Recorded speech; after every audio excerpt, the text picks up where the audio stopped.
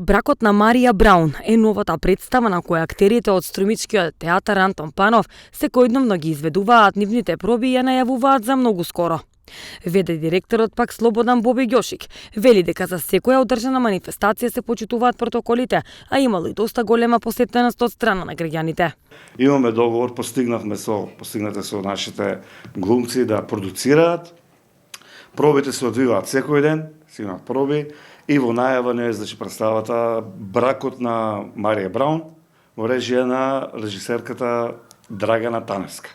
Се очекува негде премиерата да биде околу 15-20 ноември, в средината на ноември, да бидам точен не може, меѓутоа се очекува реализација на таа представа театарска.